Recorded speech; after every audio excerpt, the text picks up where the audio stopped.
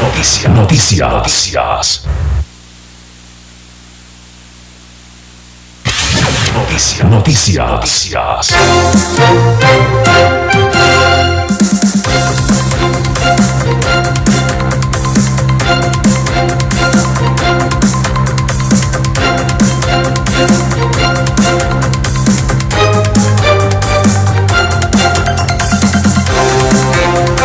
Momento para la información, amigos, amigas, bienvenidos, bienvenidas. Son las 12 del día con 2 minutos. 2 minutos tenemos. En este momento el desarrollo de las noticias, antes los titulares de diario La Hora. El presidente Daniel Noboa dispone que se perdonen todos los créditos de hasta $5,000 que están en coactiva en Ban Ecuador.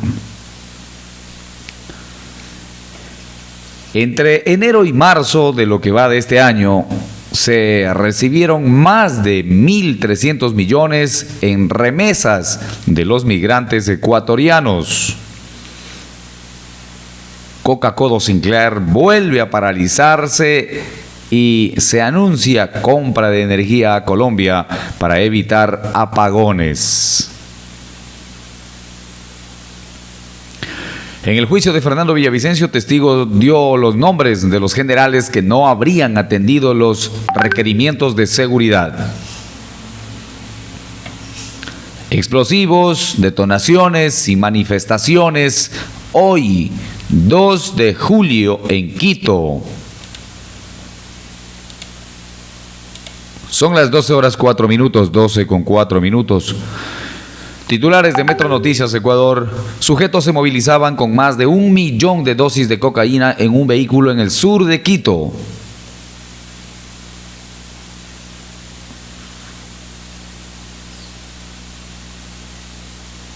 Asesinaron a ex candidato a la alcaldía de Portoviejo. Abandonaron una mochila de explosivos con posibles sustancias químicas en las afueras del edificio en el norte de Quito.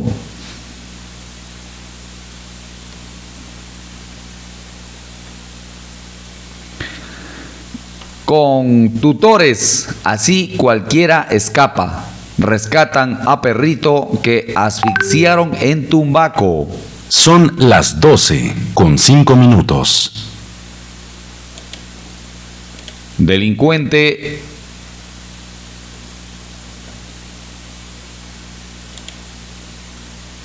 fue abatido en Sucumbíos. Con otro sujeto intentaron asaltar a mujeres y dispararon contra policías.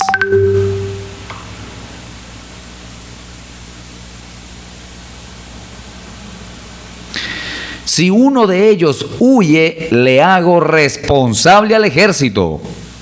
El padre de la subteniente Pamela Ati se pronunció sobre medidas alternativas a militares procesados.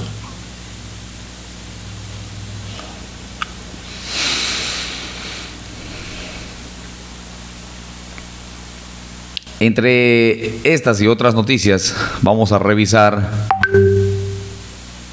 a continuación más las noticias que nos comparte también acá, gracias a la gentileza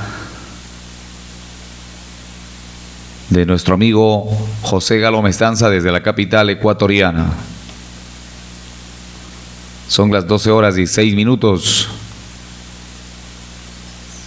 12:06. No estamos en contra de demolerlo, pero no tenemos dinero para hacerlo y hemos pedido que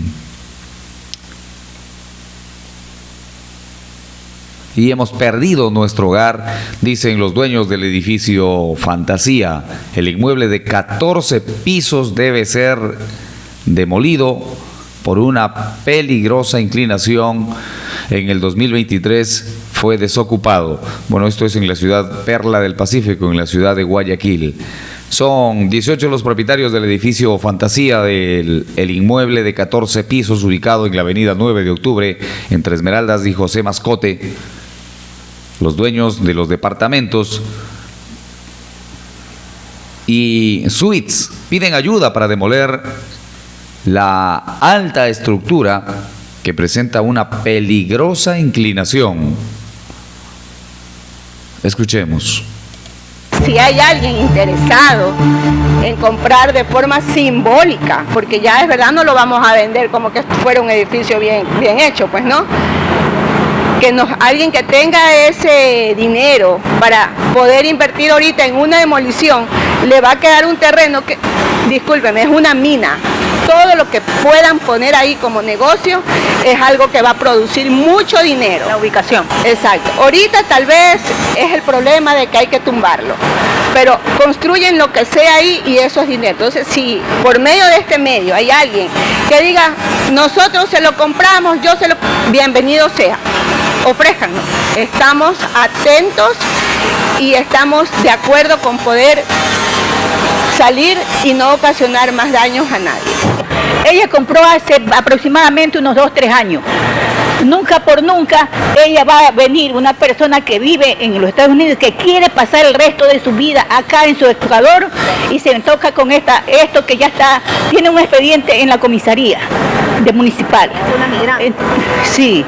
¿Qué pasa? Que la señora ahorita está desesperada porque su plata de jubilación la invirtió en comprar esto. Y ella ha hecho muchos arreglos.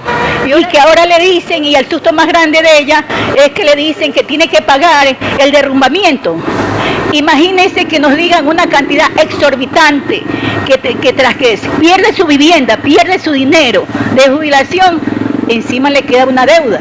La mayoría está de acuerdo en que se haga lo mejor y que si hay que demoler, pues que hay que demolerlo. Pero todo lo que es un trámite de papeleo, de abogados, entonces sí es un poquito, sí, así es. Y hay algunos propietarios pues que no tienen. Entonces ahí es donde la situación se pone más complicada. ¿Y han tenido alguna reunión con gente del municipio? La semana pasada nos reunimos en el municipio. ¿Qué les dijeron? Ya. Bueno, nos dieron la ayuda de hacer una acción de protección, ya que todos hagamos debido a nuestro problema. Debíamos hacer una acción de protección, nos dijo el municipio. ¿Y qué van a hacer? En eso estamos tratando de hacerla, de conciliar las cosas, de salir y junto con el municipio que nos ha dado pues la opción de que también nosotros debemos de protegernos y de saber que no es que nosotros lo hemos hecho porque nadie compra algo para causar un problema de estos o para perderlo, y para perderlo de todas maneras. Bueno, ahí está entonces, en resumen, lo que se dice de parte de la vocera de la propietaria de este edificio. Lamentable situación, ¿verdad? Sí, definitivamente. Cuánto dinero invertido allí y ahora tener que botarlo al piso. 14 pisos. Y donde se venga abajo esto, acaba con muchísimas otras construcciones que está en su entorno, a su alrededor. Bueno, y aquí también surge la pregunta de ¿cómo es que esto no se somete a un estudio? O bueno, quizá lo que está bajo el suelo, bajo la tierra, muchas veces no se le presta la debida atención. Es como que se mira nada más lo que está arriba y el edificio en la parte de arriba está bien. Es decir, la construcción no presenta un problema en sí, son sus bases. Como que hay un hundimiento, una inclinación, algo pasó en el suelo, en el piso en donde está asentado esta construcción. Ahí está el detalle. Entonces, bueno, esperemos a ver qué ocurre con esto. Son las 12 horas 11 minutos, las 12 del mediodía con 11 minutos.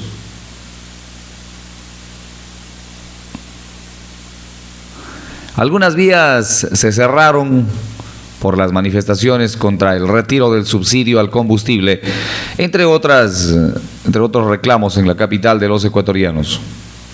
Quito amaneció con cierres viales por manifestaciones contra el retiro del subsidio a la gasolina y se van habilitando la mayoría. Estaba Quito con varias vías cerradas al norte y por las manifestaciones contra la eliminación del subsidio a la gasolina, pero ya se han eliminado la mayoría. Aquí les mencionamos cuáles son. Las vías ya se encuentran habilitadas en el norte y sur. En la avenida 10 de agosto, de norte a sur, se está realizando una marcha pacífica. Bueno, y esperemos que se mantenga así, ¿verdad? Pacífica, como la palabra lo dice.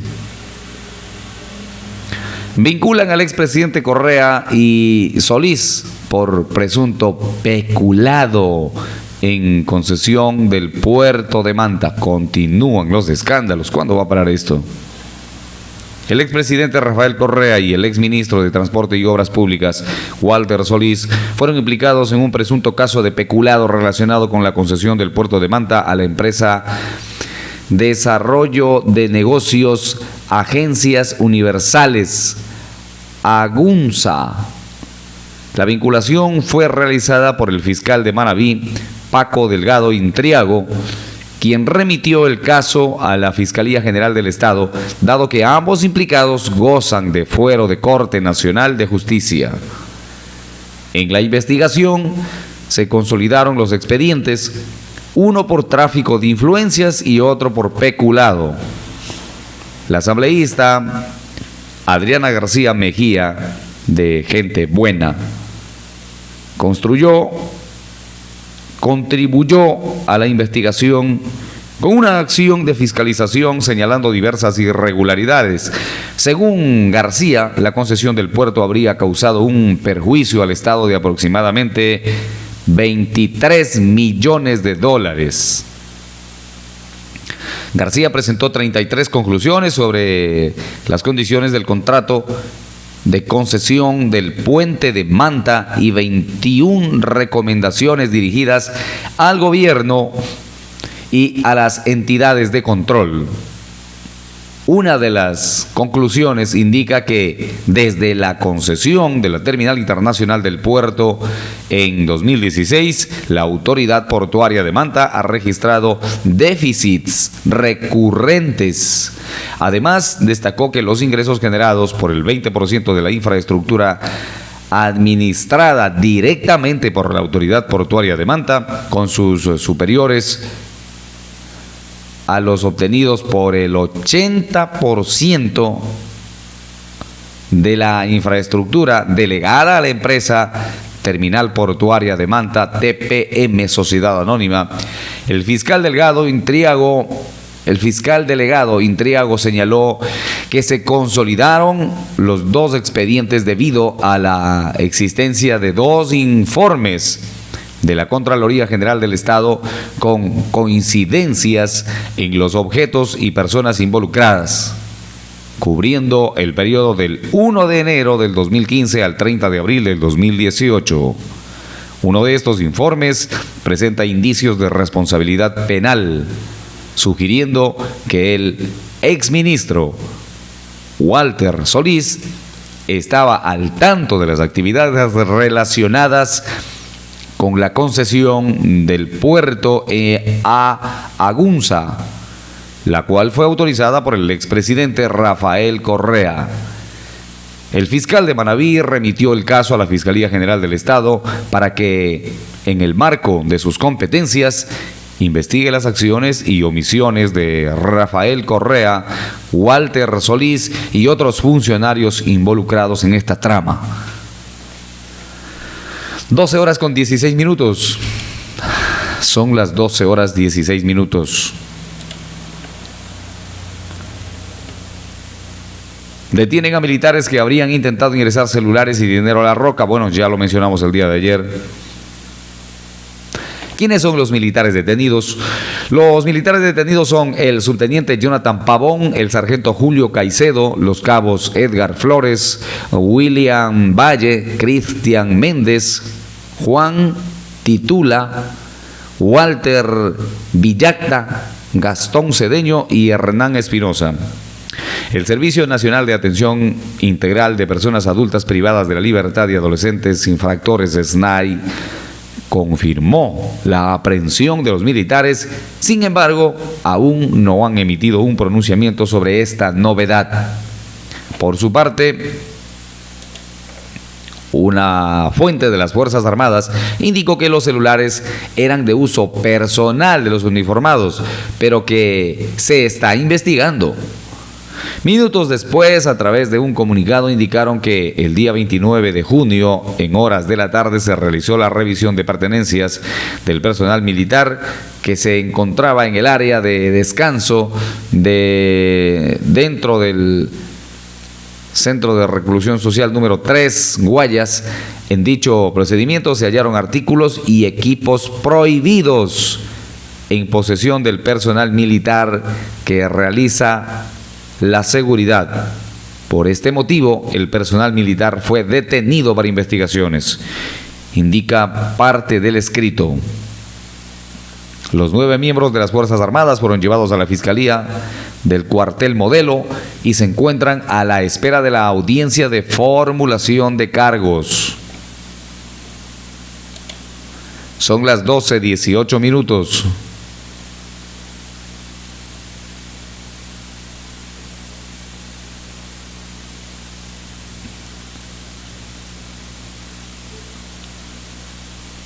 Continuamos con más información.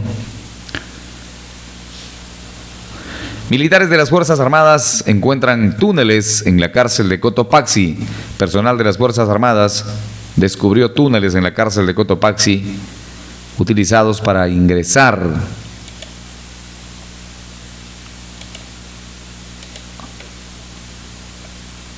precisamente.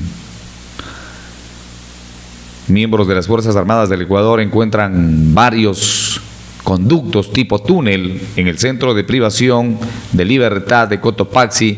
El sábado 29 de junio del 2024 informó esto la institución en sus redes sociales. Según la información preliminar, estos túneles conectaban internamente los patios de los pabellones de mínima y mediana seguridad y se extendían hacia el exterior del centro penitenciario.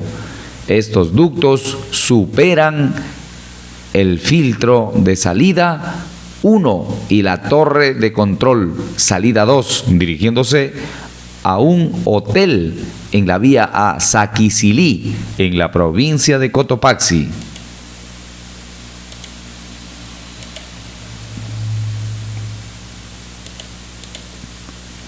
Se presume que estos túneles eran utilizados para el ingreso de armas de fuego, sustancias catalogadas como sujetas a fiscalización, drogas y otros materiales no permitidos por la ley.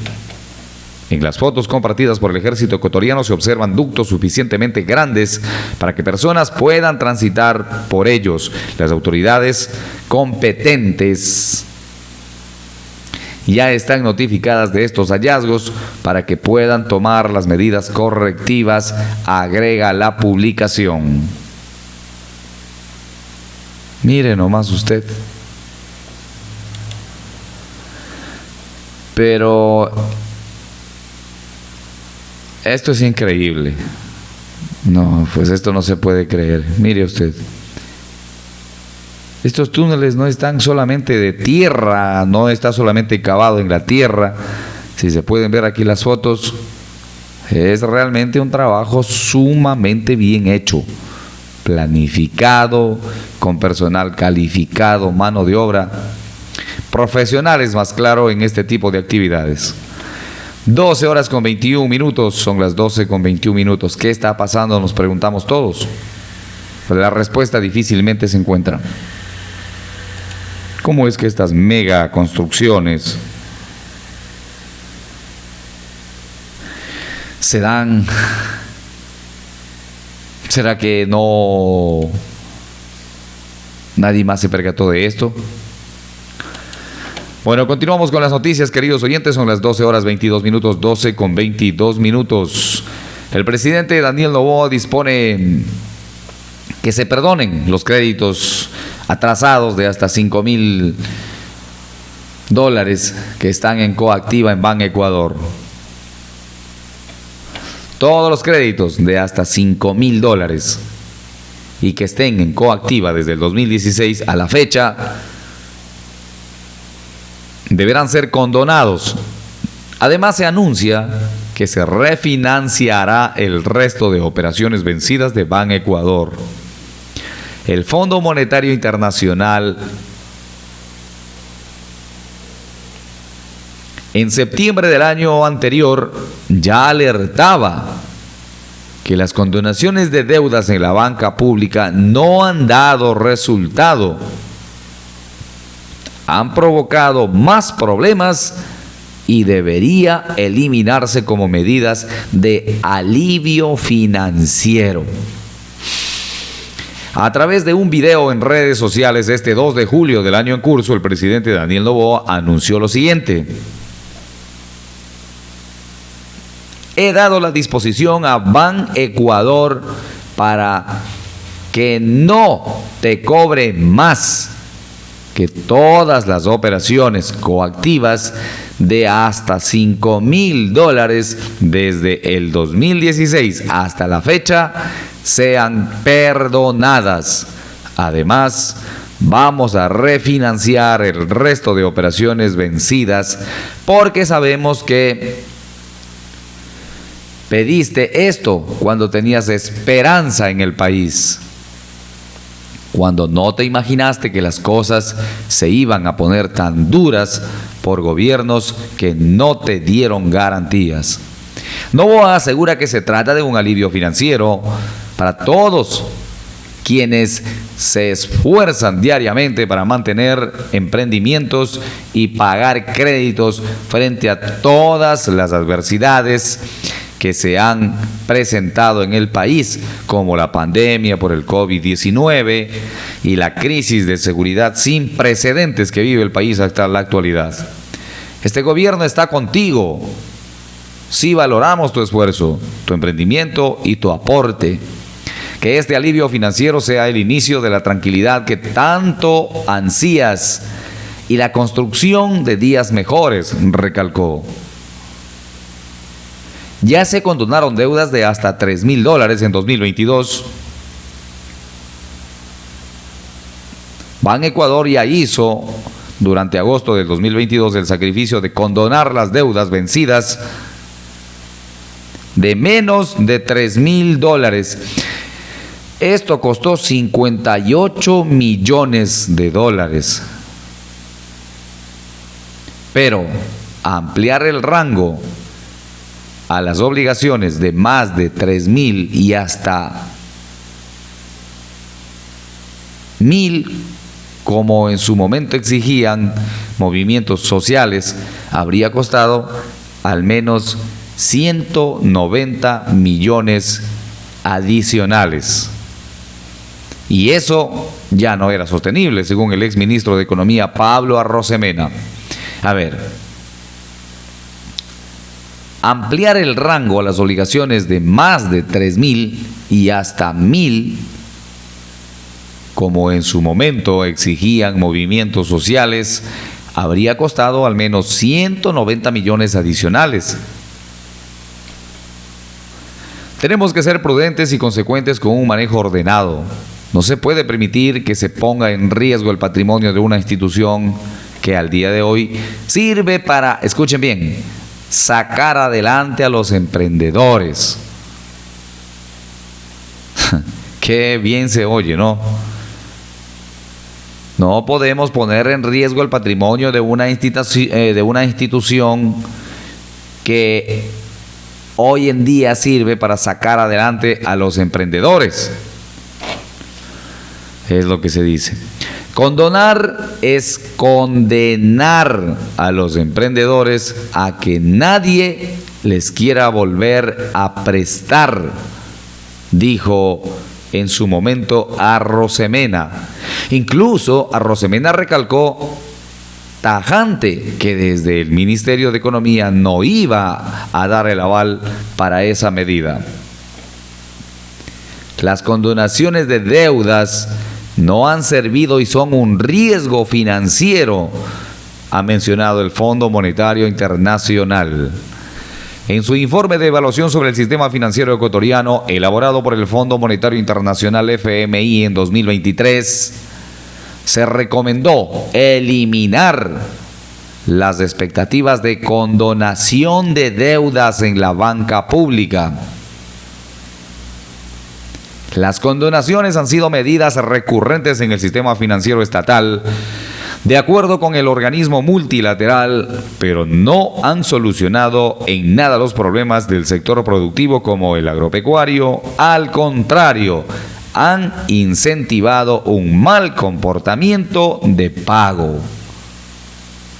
En ese momento, la tasa de morosidad en la Corporación Financiera Nacional, CFN, llegaba al 28.5% del total de la cartera de crédito. En el caso de Ban Ecuador, el porcentaje se ubicaba en el 24.2%. Este tipo de promesas deben terminar y las acciones, según el Fondo Monetario Internacional, tendrían que concentrarse en cambiar los sistemas informáticos desactualizados y mejorar los procesos de gestión del registro crediticio en la banca pública. Los bancos públicos, incluyendo el BIES, el Banco del Instituto Ecuatoriano de Seguridad Social, representan el 46% de los activos del sistema financiero ecuatoriano. Esto hace que Ecuador sea el tercer país de América Latina en donde los bancos públicos tienen más peso en el sector financiero. Solo en Costa Rica y Uruguay este tipo de bancos tienen mayor importancia. Por eso, las autoridades ecuatorianas deben tener especial atención, poner especial atención sobre la situación de los bancos públicos e impulsar cambios estructurales.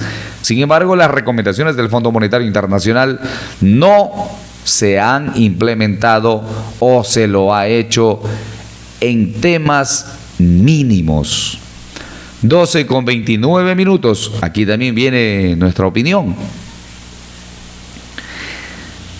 Cierto es que por un lado el propio gobierno, los propios gobiernos que han pasado son los que precisamente han ocasionado este tipo de circunstancias, de que quienes accedieron a estos créditos no puedan pagar. Tienen gran parte de culpa. ¿Por qué? Los altos índices de seguridad hacen imposible la labor de los emprendedores. En el peor de los casos. En el mejor de los casos lo hacen bastante difícil, inclusive inejecutable muchos proyectos, muchas ideas que se tuvo. Con la delincuencia, las vacunas, la inseguridad, ha influido obviamente para que esos recursos que han sido obtenidos a través de un crédito no hayan sido invertidos en lo que se pensó, para lo que se pidió este dinero. Entonces, por ende, cierto es lo que ha mencionado el presidente Noboa, que los gobiernos anteriores y el de turno, obviamente, tienen gran parte de culpa en esto. Por ese lado estamos de acuerdo, correcto, somos conscientes.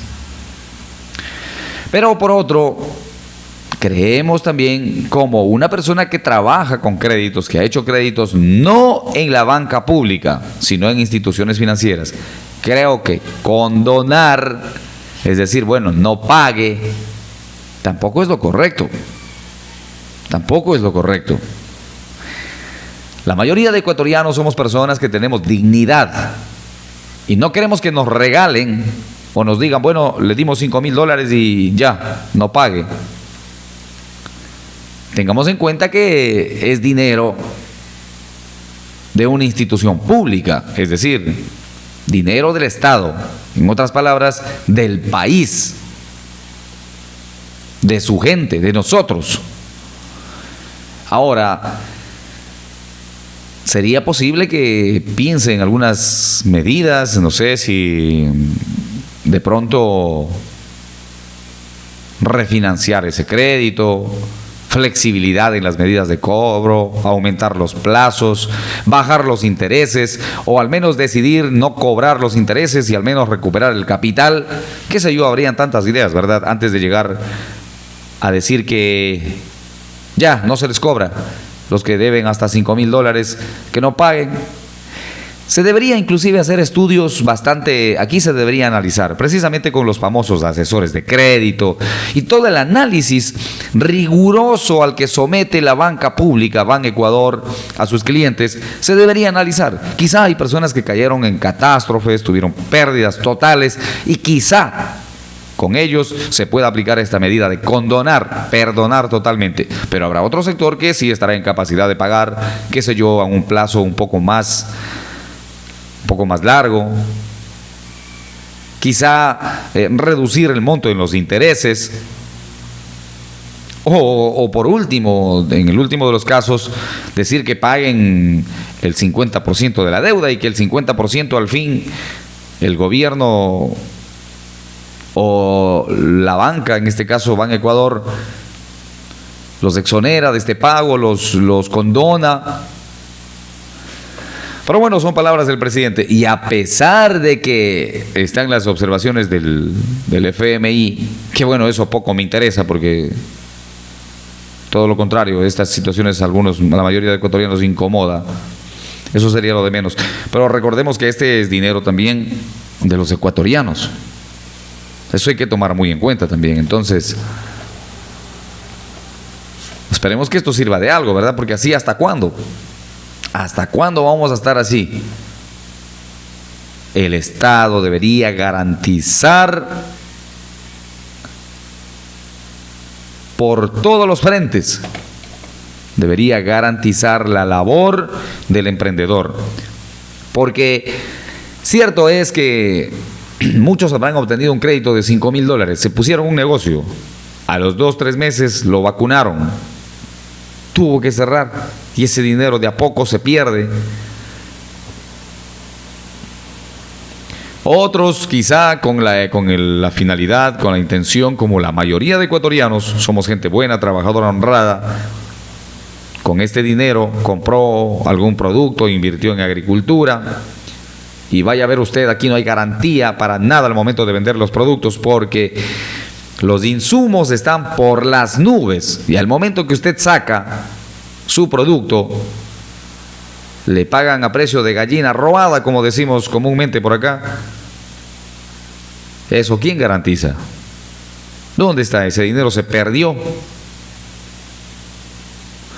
Este tipo de situaciones ocurren, queridos amigos, son parte de la realidad social de nuestro país. No podemos ser ajenos a estas circunstancias. Seguimos con información, son las 12:35. Entre enero y marzo del año en curso se recibieron más de 1.300 millones en remesas de los migrantes ecuatorianos.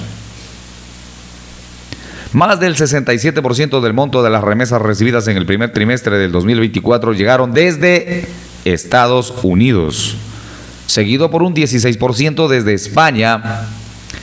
El nivel de remesas cayó casi 7% con respecto al del cuarto trimestre del año anterior, mientras las remesas sumaron 1.393,7 millones. En el mismo periodo solo llegaron 78,3 millones de inversión extranjera directa. De acuerdo con el último reporte de balance de pagos elaborado por el Banco Central del Ecuador, durante el primer trimestre del año 2024, de enero a marzo, al país llegaron 1.393,7 millones en remesas de migrantes desde el exterior. Ese monto es 6,8% menor a los 1.496,3 millones alcanzados en el cuarto trimestre del 2023, de octubre a diciembre, pero sí se compara con el primer trimestre de 2023. Se registra un aumento de casi el 17%. Por esto, las remesas de inicio del 2024 son el tercer monto más alto desde el 2022. De los más de 1.300 millones en remesas durante el inicio del 2024, más del 67%, es decir, 983,8 millones vinieron de los migrantes ecuatorianos en los Estados Unidos. En segundo lugar, más del 12% de las remesas, es decir, 227,7 millones llegaron desde España. Desde Italia se recibieron 40,2 millones de dólares, menos del 3%. De otros destinos llegaron 143 millones. Por otro lado, desde Ecuador se enviaron remesas a otros países por 174,8 millones. Los principales destinos de estos dineros fueron 69 millones a Colombia, 23 millones a México, 14 millones a Perú y 40 millones a otros países. Las remesas superan 17 veces a la inversión extranjera directa. Al cierre del 2023, por cada 15 dólares enviados por los migrantes, apenas llegó $1 de inversión extranjera directa a Ecuador en el último año. Al inicio del 2024, la proporción aumentó a 17-1, es decir, $17 de inversión por parte de los migrantes y 1% por parte de inversión extranjera directa. Según el último reporte de balance de pagos elaborado por el Banco Central del Ecuador, entre enero y marzo del 2024 llegaron 78,3 millones de dólares. Esto es un incremento del 157% comparado con el mismo trimestre del 2023, pero sigue siendo un nivel bajísimo hasta el 2022, impulsado por sectores como la minería. Ecuador en promedio estaría 100 millones de capitales internacionales cada trimestre. Ataría 100 millones de capitales internacionales cada trimestre. Durante el primer trimestre del 2024, los 4 países que más invirtieron en Ecuador fueron Suiza, 21.8 millones, Perú con 21.2 millones, China con 11 millones y Chile con 6.5 millones. Si se analiza el tipo de actividad, más del 57% de la inversión extranjera que llegó al país se concentró en transporte y almacenamiento, 23 millones, y minería, 22 millones. 20 minutos antes de la 1 de la tarde, faltan 20 minutos y serán las 13 horas. Coca-Cola Sinclair se vuelve a paralizar y se anuncia compra de energía a Colombia para evitar apagones nuevamente. Los problemas de sedimentos ahora, porque hay bastante agua, siguen paralizando continuamente las operaciones de la hidroeléctrica Coca-Cola Sinclair, que genera hasta el 25% de la electricidad que consume el Ecuador. Este 2 de julio se volvieron a cerrar las compuertas de la hidroeléctrica y se recurrirá a la importación de energía desde Colombia. El riesgo de apagones sigue latente, sigue presente. ¿Qué se está haciendo desde el Ministerio de Energía? La mañana de este lunes, 2 de julio del año en curso, a través de la cuenta X de la hidroeléctrica Coca-Cola Sinclair, se publicó lo siguiente: se me incrementaron los sedimentos y otra vez cerré mis compuertas. Esta vez el trabajo en equipo con el resto de centrales no alcanzó, ya que estamos llegando al horario pico de consumo de energía. 11. Por lo que comprarán energía a Colombia, no habrá cortes de energía. Durante el 2024 ya se supera más de una veintena de paralizaciones de Coca-Cola Sinclair debido al aumento de sedimentos. El riesgo de apagones sigue al acecho en Ecuador. Durante una reciente entrevista en Radio I-99, el ministro de Energía y Minas, encargado Roberto Luque, dijo que el sector energético está en una crisis que depende de muchos factores provocados por la falta de mantenimiento y atención. Esto se profundizó con la llegada prematura de la sequía en abril de este año. El ministro de Energía ha identificado 4 tipos de cortes de luz que se pueden dar en el país en medio de la crisis eléctrica. Tipos que al final son cortes. En cuanto al apagón masivo del pasado 19 de junio, Luque señaló que el sistema de protección sistémica en algunas zonas posiblemente tiene problemas de calibración y de paso no se ha hecho la inversión necesaria.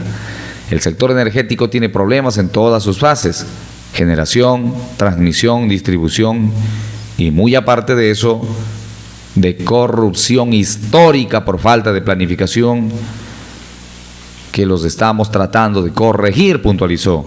Sobre el proceso de licitación de las hidroeléctricas Santiago y Cardenillo, la proyección es a mediano y largo plazo, en un escenario donde el proceso de licitación puede durar un par de años más y su construcción de 4 a 8 años más.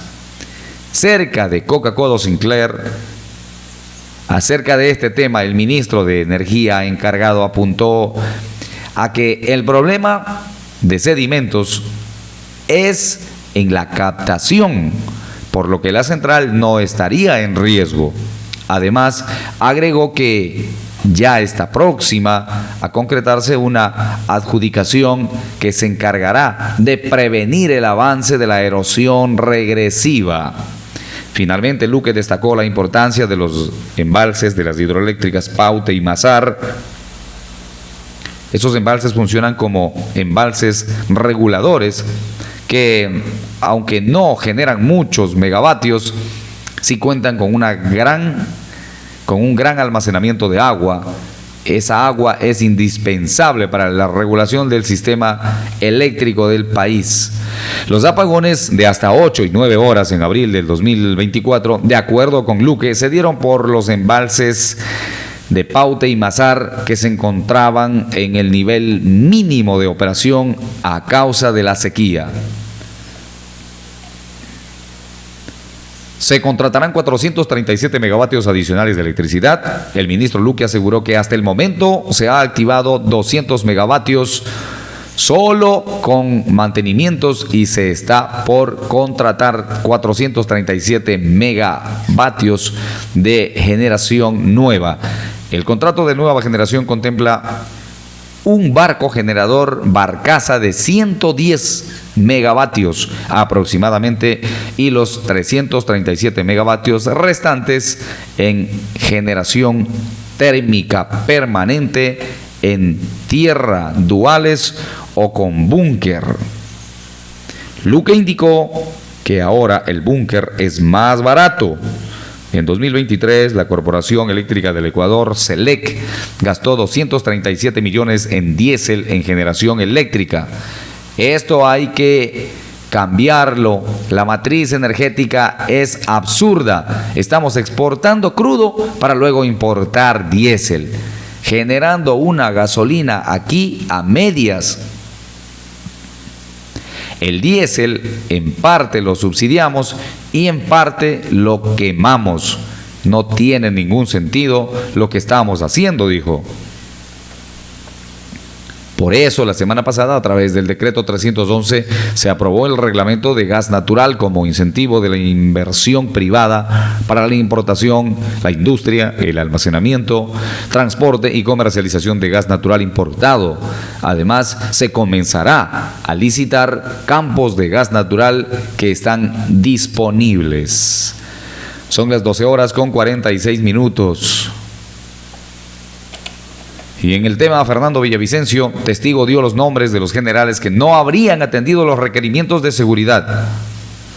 El jefe de seguridad de Fernando Villavicencio dijo que tenía pocos recursos para proteger al entonces candidato presidencial. De hecho, le entregaron las armas largas que había solicitado un día después de que Villavicencio fue asesinado. A mí nadie me tomó en serio. Yo solicitaba, suplicaba, pero nadie me hizo caso, dijo Cristian David C., jefe de la cápsula de seguridad de Fernando Villavicencio, al relatar que hizo solicitudes a sus superiores, refuerzos para proteger la vida del entonces candidato presidencial. Cristian David C. es capitán de la policía y dijo que lleva 17 años preparándose dentro de la Dirección Nacional de Protección. En su testimonio durante el juicio por el asesinato de Fernando Villavicencio, dijo que las unidades de inteligencia no le emitían alertas sobre el riesgo o amenazas contra Villavicencio. Era yo quien emitía esos reportes, dijo, y destacó que realizó un sinnúmero de requerimientos a sus superiores para reforzar la protección del también periodista. De hecho, numeró que eran 5 personas quienes conformaban la cápsula de seguridad del candidato presidencial. Además, no contaban con vehículos, equipos de comunicación, equipos tácticos, motos, chalecos, cascos, sin recibir respuesta. En el interrogatorio le preguntaron al capitán quiénes debían gestionar sus pedidos, y él dijo que sus superiores, a lo que le pidieron que los nombres, le pidieron nombre, y dijo que se trataba de los tenientes coroneles William Guevara y Santiago Martínez Jácome, directores nacionales de seguridad y protección de la policía.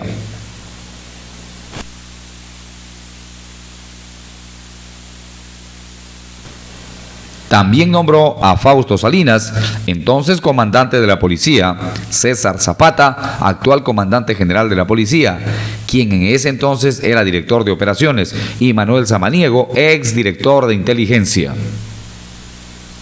El capitán de la policía dijo que tenía una amistad cercana con César Zapata, por lo que, saltándose a sus inmediatos superiores, intentó que él lo ayude a gestionar sus pedidos. Dijo que vía mensajes de texto le solicitó al general César Zapata que se le asigne un equipo táctico de inteligencia y para servicios urbanos, para que los acompañe a todos los lugares donde vaya Villavicencio, pero no se tramitó. De hecho, recordó que había pedido le den armas largas y que el 10 de agosto del 2024, un día después de que Villavicencio fue asesinado, le indicaron que fuera a recoger las armas, pero no las retiré, ya no las necesitaba. Lamentó el jefe de la cápsula de seguridad, quien también relató todo lo que pasó el día del magnicidio. A las 9 de la mañana de este jueves 2 de julio, a las 9 de la mañana de este 2 de julio del año en curso se instaló el 4º día de juicio por el asesinato de Fernando Villavicencio. 4º día de juicio. Esto se dio hoy, 2 de julio, 9 de la mañana. Y ahora, ¿qué dirán estos señores que se hicieron los sordos en ese entonces, no? Y ya mismo salen con alguna excusa para tratar de salvar su pellejo, algo a inventarse. Es que esto acá a mí no me competía, es que no había esto, es que por acá. Asoman con sus excusas como muchachos malcriados que no quieren recibir su castigo y quieren justificarse a toda costa. 9 minutos y la 1 de la tarde. Explosivos, detonaciones, manifestaciones este 2 de julio en la capital. La madrugada de este 2 de julio, Quito amaneció con movimiento inusual, además de los cierres viales y quema en las calles. En la madrugada hubo una detonación tras encontrar explosivos en el norte de la capital. El segundo día de julio del 2024 fue inusual en Quito. Hubo cierres viales desde las primeras horas de la mañana y quema de llantas. Todo organizado por agrupaciones sociales, Unión Nacional de Educadores, Frente Popular y la Federación de Estudiantes Universitarios, FEUE. El reclamo es por el alza a la gasolina. Fue un grupo pequeño de manifestantes y a las 7:50 las vías se habilitaron. Horas antes, de madrugada, en la avenida Naciones Unidas, se escuchó una fuerte detonación. La Policía Nacional confirmó que hubo un aparato explosivo que se encontró y se controló el hecho y no hubo heridos ni daños materiales. Cabe recordar que además de las manifestaciones, en el sector se hace un barrido antibombas, pues en el complejo judicial norte se realiza la audiencia de juicio del caso Fernando Villavicencio. Al momento la policía no ha determinado más incidentes en la ciudad. En Guayaquil hubo manifestaciones similares manifestaciones a las que hubo en Quito, con pequeños grupos de personas y quema de llantas en la autopista Narcisa de Jesús, cerca de la urbanización Ciudad del Río, y en la avenida Pío Jaramillo. A los pocos minutos, la Agencia de Tránsito y Movilidad habilitó el tránsito a la brevedad. Para el 4 de julio hay otra convocatoria a movilizarse.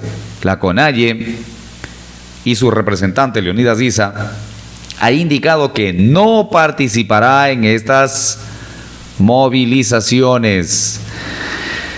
Señoras, señores, y nosotros nos preguntamos, ¿por qué será que el señor Isa no quiere participar en las movilizaciones? ¿Acaso ustedes tienen una pequeña idea de por qué será? ¿Qué dicen ustedes? ¿Será acaso porque piensa ir de candidato a la presidencia? ¿Será por eso? Bueno, veamos qué pasa. Sujetos se movilizaban con más de 1 millón de dosis de cocaína en un vehículo en el sur de Quito. Increíble situación. La Policía Nacional del Ecuador, en un nuevo golpe contra el crimen organizado y el tráfico de drogas, aprehendió la noche de este viernes 28 de junio del año en curso más de 119 kilos de cocaína y a dos ciudadanos vinculados a este delito en la capital, Quito. La acción policial denominada Constancia se desarrolló en el sector de la Nueva Aurora, al sur de la ciudad de Quito, en base a información reservada de la ciudadanía, la misma que permitió la ubicación y aprehensión de 2 ciudadanos. Los sujetos se movilizaban en una camioneta color blanco que en el doble fondo de la carrocería llevaba ocultos 121 paquetes en forma de ladrillo con una sustancia blanquecina que dio positivo para cocaína, con un peso neto de 119 y 147 gramos, lo que equivale a que se sacó del mercado más de 1 millón de dosis de droga. Los detenidos son ecuatorianos y responden a los nombres de Adrián Eduardo O y Darwin Enrique B, quienes no registran antecedentes penales. Entre los indicios incautados están un vehículo tipo camioneta, 2 celulares, $380 en efectivo. Los detenidos y las evidencias fueron puestas a órdenes de la autoridad competente y los indicios ingresados en el centro de acopio temporal con su respectiva cadena de custodia. La Policía Nacional del Ecuador, a través de la Jefatura de Investigación Antidrogas de la Zona 9, en el periodo comprendido del 24 al 30 de junio del 2024, ha realizado 11 operativos antidrogas en varios sectores del distrito metropolitano de Quito, como Chimbacalle, San Roque, Coto, Collao, La Carolina, La Ofelina, Santa Clara, Nueva Aurora, Chaguarquingo, y en agencias de correos con destinos internacionales. Estos son los resultados: 13 ciudadanos aprehendidos, de los cuales 10 son hombres y 3 mujeres. En relación a su nacionalidad, 6 son ecuatorianos, 7 extranjeros, 121 kilos con 429 gramos de droga, entre cocaína y marihuana, equivalente a más de 1.208.690 dosis, las mismas que han sido retiradas del mercado, contribuyendo de esta manera a generar mayor seguridad en la ciudadanía. El valor de esta sustancia en Ecuador sería de más de $1.200.000 americanos aproximadamente, lo que significa un fuerte golpe a las finanzas de estas organizaciones delictivas. También se ha incautado otras evidencias como 2 vehículos, 2 motocicletas, 8 celulares, $413 en efectivo. Son las 12:58. 12:58.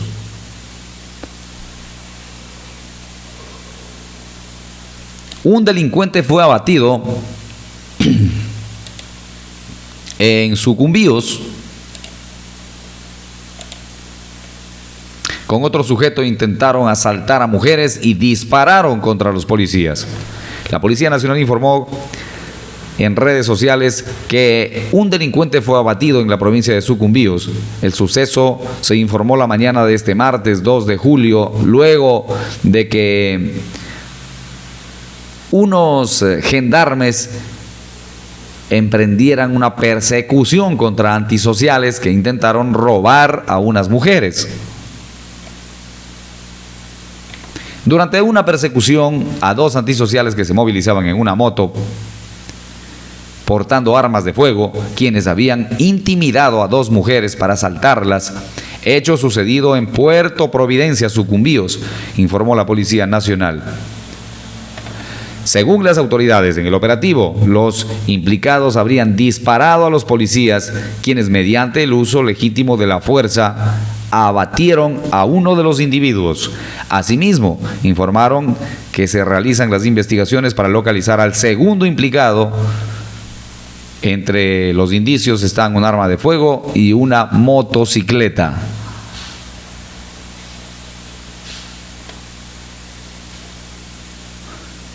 Bueno, conozcamos un poquito sobre el uso legítimo de la fuerza. El reglamento de la Ley del Uso Legítimo de la Fuerza es un instrumento que aclara disposiciones confusas de la norma y profundiza aspectos relevantes para la actuación de policía, militares y guardias de las prisiones. Es el ejemplo legítimo, el empleo legítimo en excepcional de fuerza. Es el empleo legítimo y excepcional de fuerza por parte de servidores o servidoras policiales, militares, para cumplir su misión constitucional. Los servidores de estas entidades que, en cumplimiento en su misión constitucional y su deber legal, causen lesión, daño o muerte a otra persona, no serán aprehendidos ni podrán ser separados de la entidad y conservarán sus derechos laborales, mientras no existe una sentencia ejecutoriada que determine que existió un ilegítimo, arbitrario o abusivo uso de la fuerza. La detención de un servidor en estos casos podrá efectuarse excepcionalmente cuando el juzgador la ordene por pedido del fiscal, luego de una exhaustiva investigación en el marco del debido proceso. Así debe ser. Arribamos a la 1 de la tarde, señoras y señores, y estamos poniéndole fin al informativo, no sin antes conocer las palabras de indignación y la reacción, como no podía ser de otra manera, del padre de la subteniente Pamela Atti se pronunció sobre las medidas alternativas que se le dieran a los militares procesados. El argumento de los presuntos implicados en el femicidio, por el que la jueza de la causa no dictó prisión preventiva en su contra. Tras la audiencia de formulación de cargos realizada la noche del domingo 30 de junio y madrugada del lunes 1 de julio del 2024 por el femicidio de la subteniente Pamela Atti, los 4 presuntos implicados, la jueza de la causa otorgó medidas alternativas a la prisión preventiva. Esto sin duda causó indignación en los familiares de la víctima, quienes exigen justicia. Que se haga justicia. La persona que tenga que pagar, que lo pague, o las personas, porque la muerte de mi hija no puede quedar en la impunidad. Porque hoy ha sido mi hija, mañana será una hija de ustedes, una hija del señor fiscal, una hija del coronel. Será mi madre, será mi hermana, será mi prima, expresó Luis Atti, padre de la subteniente asesinada al interior de un cuartel. Asimismo señaló, en el proceso de flagrancia salen con libertad condicional los 4 implicados y salen como perros en su casa, riéndose. Entonces, ¿de qué justicia estamos hablando? De los presuntos 4 implicados directos. Si uno de ellos huye del país, le hago responsable al ejército en primera instancia y al comandante de la brigada de selva número 19, Napo, quien es el que debe tener el control de su personal.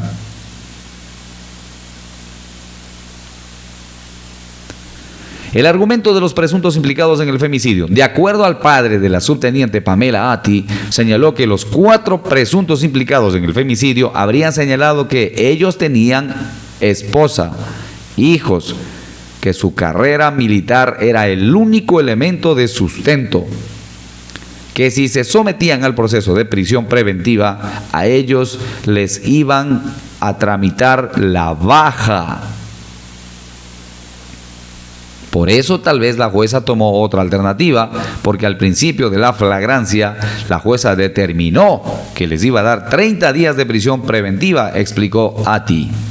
Asimismo dio a conocer que los presuntos implicados eran superiores de la subteniente Pamela Atti, todos superiores, 2 mayores, un teniente y un subteniente, agregó el padre de la uniformada.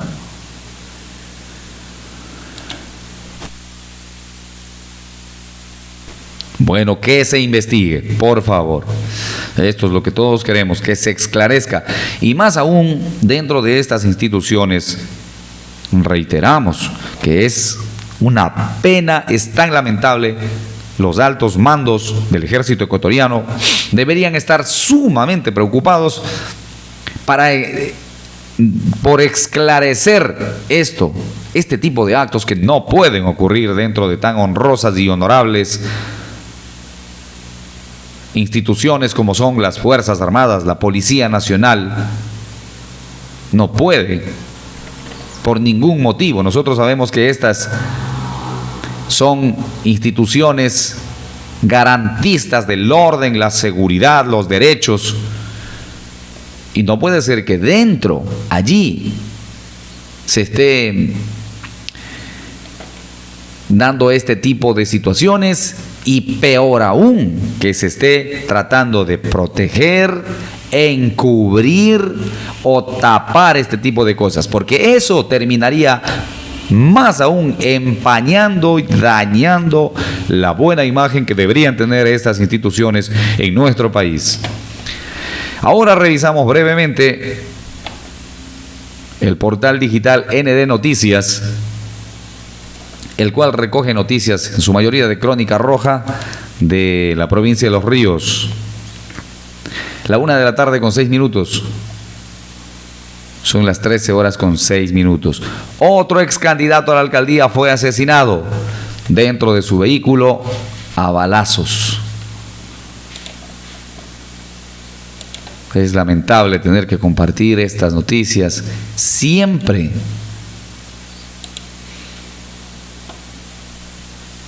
Era un personaje conocido y querido en su cantón. El ex candidato a la alcaldía de Portoviejo, José Miguel Mendoza, se movilizaba en su vehículo por la ciudadela municipal de Portoviejo cuando en ese momento fue sorprendido por sus atacantes. Mendoza no pudo reaccionar y recibió al menos 4 disparos que terminaron con su vida de forma inmediata, en medio del asombro de los habitantes. José Miguel era un personaje popular y querido en distintas zonas de Portoviejo por su labor solidaria y humanista a personas de escasos recursos y mayormente necesitadas. La policía ya indaga las causas que motivaron este suceso, que se suma a la lista de alcaldes, ex candidatos y personajes políticos asesinados en el país.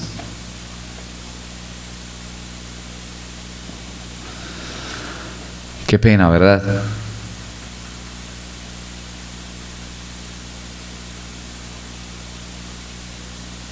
Es lamentable tener que compartir siempre este tipo de noticias.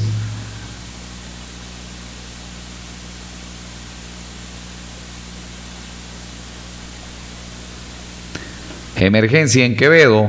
¿Qué pasó en Quevedo? ¿Qué está pasando en Quevedo? Escuchemos. Buenas tardes, amigos internautas. Nos encontramos en este momento en el Cantón Quevedo, donde hace pocos minutos sucedió un flagel. Un bus de transporte urbano que hacía el recorrido en el sector norte de la ciudad de Quevedo se incendió, alarmando a cientos de personas. Hasta el momento aquí ha llegado los miembros del cuerpo bombero que con la acción oportuna pudieron contener el flagelo, pero lamentablemente el bus ya queda solo en la estructura. Hasta acá ha llegado personal del Ejército Ecuatoriano y de la Policía Nacional. Se encuentran, como ustedes pueden ver, así se encuentra el estado del bus. Se encuentra personal del Ejército Ecuatoriano y miembros del Cuerpo de Bomberos del Cantón Quevedo que oportunamente con varias motobombas pudieron contener el flagelo y continúan apagando cualquier tipo de residuos que quede de este vehículo que se incendió hace poco. Bueno, se reporta un incendio de un bus, de un vehículo en plena vía en Quevedo. Finalizamos de esta manera el noticiero, queridos oyentes. Gracias por acompañarnos siempre. Para nosotros es un gusto poder llevarles algo de información, compartir con ustedes algunos análisis que hacemos con la sana y buena intención, por supuesto que sí, de aportar siempre con un criterio, con una idea, una opinión acerca de lo que acontece en nuestro querido Ecuador. Noticias lamentables, obviamente, noticias que no quisiéramos compartir, no quisiéramos que sea la tónica de todos los días, de cada noticiero, siempre noticias desagradables que acontecen en nuestro país. Quisiéramos tener siempre cosas buenas que informarles, pero lamento, queridos oyentes, manifestarles que así son las noticias y nosotros las damos a conocer tal cual como se presentan, o al menos como recogen los principales portales digitales de los medios que tomamos la información. Un abrazo, buenas tardes, sigan en sintonía, viene y sigue la música tropical, variada, lo mejor del vallenato, bachata, salsa, un poco de merengue, los ritmos tropicales también. 1:10 p.m, 13 horas con 10 minutos. Un abrazo, su servidor Ángel Melendres, nuevamente con ustedes a las 5 de la tarde con Identidad Ecuatoriana, lo mejor de la música nacional. Nos escuchamos entonces. Buenas tardes, buen provecho a los que están a la hora del almuerzo. Chao, chao.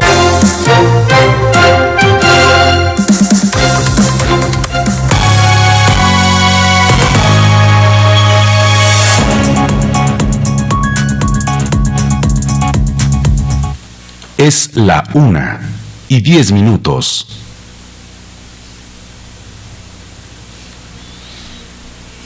Es la 1:11 p.m.